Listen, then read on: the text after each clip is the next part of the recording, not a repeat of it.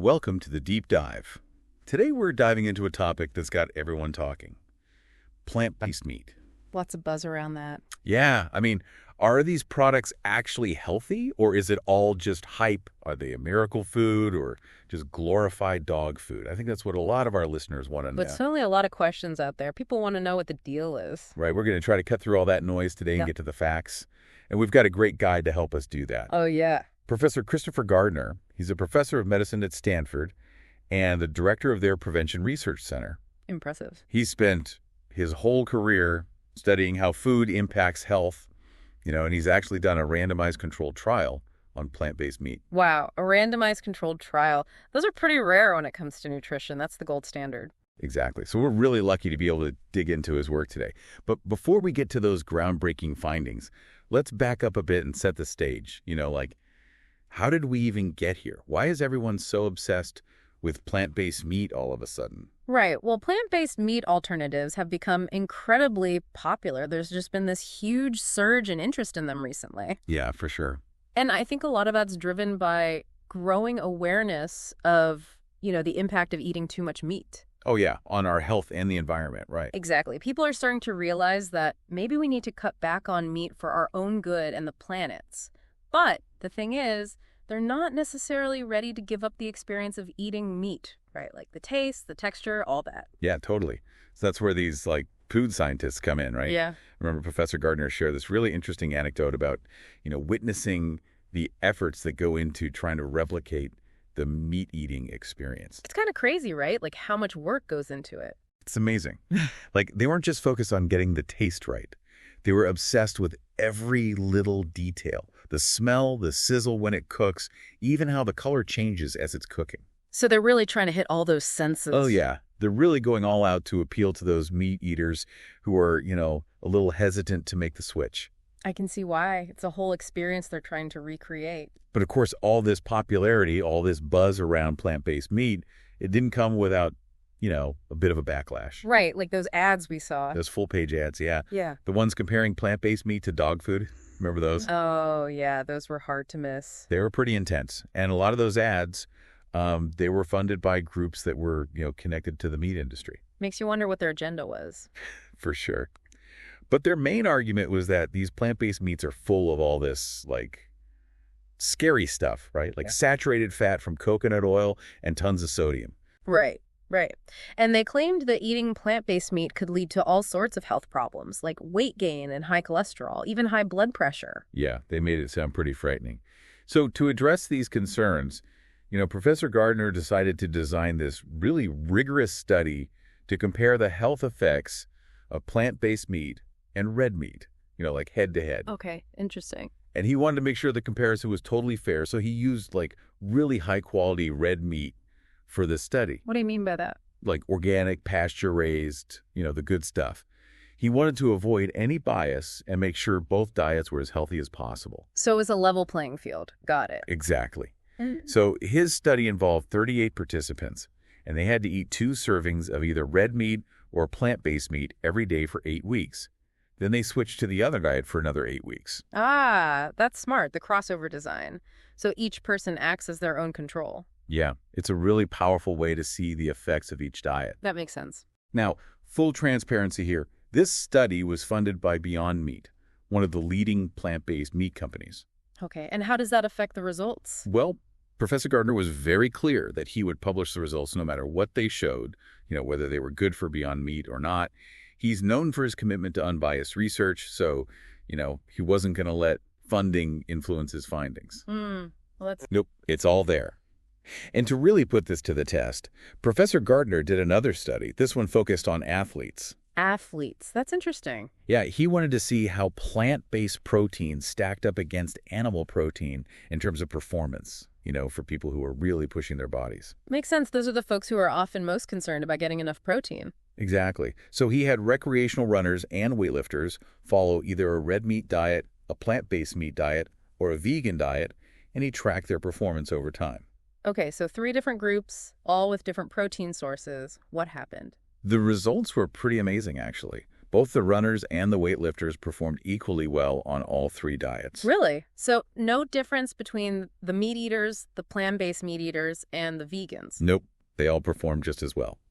It seems like plant-based protein can totally hold its own, even for athletes. But let's get back to that first study, the one comparing red meat to plant-based meat head-to-head. What did Professor Gardner find? Right. Let's dive into those results. We'll pick that up after a quick break. Okay, so back to that study comparing red meat and plant-based meat.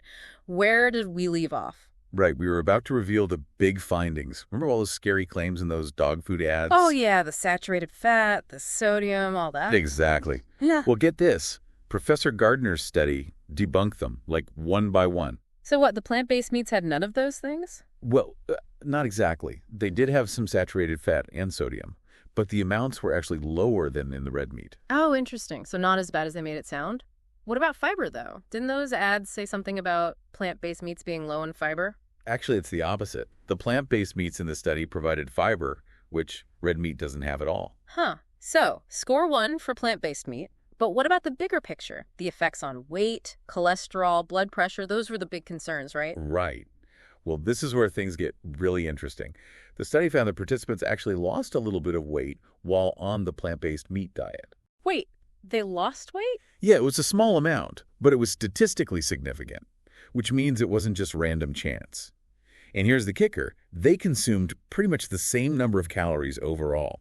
Hold on, they lost weight while eating more processed food. That doesn't seem right. I know, it's kind of counterintuitive. Ah. Even Professor Gardner was surprised by this finding. He said he doesn't fully understand why it happened. But again, this was a well-designed study. The results were consistent across all the participants. Wow. Okay, so that's another point for plant-based meat, I guess. Anything else? Yeah, there's one more finding that's worth mentioning. The study also measured levels of something called trimethylamine oxide, or TMAO. TMAO, what's that? It's a molecule that's been linked to a higher risk of heart disease. Oh, I see. So did the plant-based meat raise their TMAO levels? Actually, no. TMAO levels were lower after the plant-based meat phase of the study. Okay, so let me get this straight. We've got lower saturated fat and sodium, some weight loss, and lower TMAO levels, all pointing in favor of plant-based meat over red meat. That's right. It seems like choosing plant-based meat over red meat could be a healthier option, at least when it comes to these specific health markers. But let's be real, we can't just ignore the fact that these plant-based meats are still processed foods. Exactly. This isn't a free pass to load up your grocery cart with plant-based burgers and sausages. It's all about balance and making informed choices. You're not saying we should all just ditch meat entirely and fill our fridges with these products, are you? Not at all. I think Professor Gardner would agree that whole food plant-based options are still the best choice. You know, he talks about these meat alternatives as more of a stepping stone, a way to help people transition away from red meat if that's something they're interested in doing. I see, like a gateway to a more plant-focused diet. Exactly. So let's talk about some of those next-level options, the ones that go beyond processed alternatives. What are some of the best ways to enjoy those meaty flavors and textures without relying on packaged products? Okay, yeah, let's get into that.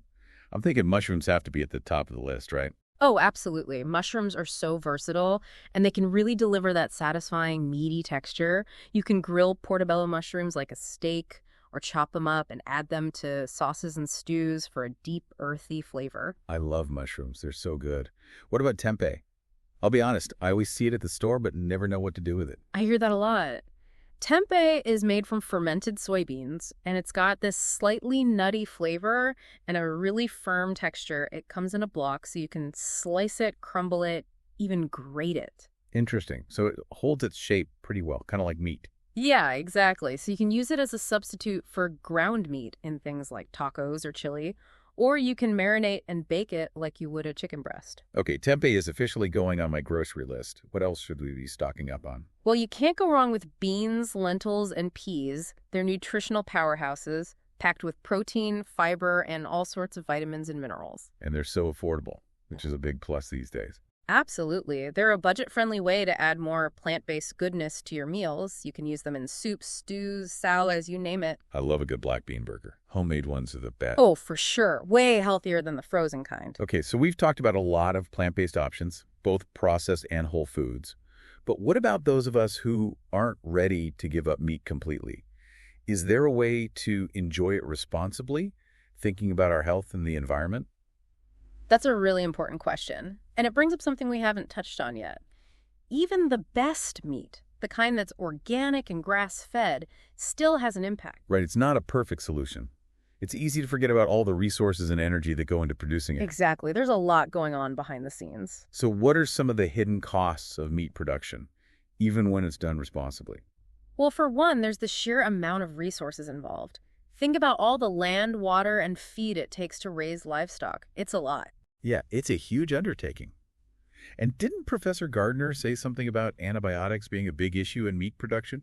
He did. He pointed out that a huge percentage of all the antibiotics produced are actually used on livestock. Which is kind of scary when you think about it, right? It is that overuse of antibiotics is contributing to the rise of antibiotic-resistant bacteria, which is a huge threat to public health. It's a good reminder that our food choices have consequences beyond our own plates. Absolutely. And it's not just antibiotics. There's also the issue of what livestock are fed. Most conventionally raised livestock are fed a diet of corn and soy, which require massive amounts of land, water, and pesticides to grow. So even if you're choosing organic, grass-fed meat, which is definitely better, there's still a footprint, so to speak. Right. And that's why reducing our overall meat consumption is so important, whether we're replacing it with plant-based options or just, eating more plant-based meals in general. It's all about making choices that are good for our bodies and the planet. Professor Gardner seemed really passionate about legumes. He kept bringing them up as a great source of protein and fiber. And, as we've discussed, they're super affordable. He's a big fan, and for good reason. Legumes are nutritional all-stars. It sounds like I need to get more creative with legumes in my kitchen. You should. There's so much you can do with them, and it's a shame that one of the criticisms of plant-based meat alternatives is that they're expensive, especially compared to those humble legumes. That's true. They're not always accessible to everyone, which brings up an important point about equity. We can't just talk about these plant-based options as if they're available to everyone. Exactly. Healthy food shouldn't be a luxury. We need to work towards making these sustainable options readily available to all communities, regardless of income. I totally agree. It needs to be a systemic change. What are some ways we can address this? Well, there are a few things we could do. We could look at government subsidies for farmers who are growing legumes and other plant-based foods. That would help make them more affordable. We could also have educational programs to encourage people to cook more plant-based meals. And we could work with food manufacturers to bring down the cost of plant-based meat alternatives. Those are all great ideas. It's not just about individual choices. It's about creating a system that supports healthy eating for everyone. Exactly. It's a complex issue that requires a multi-pronged approach. Professor Gardner talked about the importance of personal motivation when it comes to changing our diets. He mentioned health concerns, environmental concerns, and animal welfare as some of the driving factors. What stood out to you most from our deep dive into his work? I think what struck me the most was the power of scientific research to challenge assumptions and give us real answers based on evidence. Professor Gardner's work shows that even some of our most deeply held beliefs about food and nutrition can be debunked when we apply rigorous scientific methods. That's so important. We're bombarded with so much information these days, especially online. It's more crucial than ever to be critical of what we're reading and hearing. Absolutely. We need to be willing to question our own biases and look for information from trustworthy sources. And we have to be open to changing our minds when we're presented with strong evidence. This deep dive has really been a journey. We've gone from the science of plant-based meat to these bigger questions about our health, the environment, and how we produce our food. It's a lot to process. It is, but that's the beauty of it, isn't it? We get to explore all these different facets of a topic and come away with a much richer understanding. I totally agree. So as we wrap up this episode, I want to hear from you. What resonated most with you? What are you going to take away from this exploration of plant-based eating? Yeah, what sparked your curiosity? It really makes you think, doesn't it? Like, how do we navigate this whole plant-based world? Yeah, there's a lot to consider. It's definitely not as simple as just swapping a beef burger for a plant-kept one. And it makes me think about this story Professor Gardner told about one of his students. Oh, yeah. This student was really passionate about the environmental impact of eating meat. I can relate to that. Yeah, he wanted to cut out meat entirely, but he felt like going full vegan would make it hard to be social. Oh, I totally get that. It's one thing to change your own habits, but it can be tricky when you're out with friends or family. Exactly. Like he loved going out to eat with his friends, and he was worried about missing out. Did Professor Gardner have any advice for him? He did, and it was brilliant. He told the student, don't think of it as giving up meat. Think of it as expanding your culinary horizons. Ooh, I like that. Yeah, he encouraged the student to explore all these amazing plant-based cuisines from around the world. Like Indian food, Ethiopian food, Thai, Mediterranean. Right, where plant-based eating is already woven into the culture. Exactly. It's not about deprivation, it's about discovery. Totally. It shifts the whole perspective. It really does. And it reminds us that plant-based eating doesn't have to be boring or limiting. There's a whole world of flavor out there. So true. And it's not just about the food itself. It's about those shared experiences, those moments of connection, like exploring new cuisines with friends and family. That's what makes food so special. Absolutely. So as we wrap up this deep dive into the world of plant-based meat, it seems like the biggest takeaway is this. It's not about finding the perfect replacement for every single meat dish. It's about understanding your own motivations, exploring all the options, and making choices that feel right for you. Couldn't have said it better myself. And at the end of the day, food should be about enjoyment and connecting with others. Well said. So, to our listeners, we'll leave you with this. What will you explore next on your culinary journey? What are you curious about? Thanks for joining us on The Deep Dive.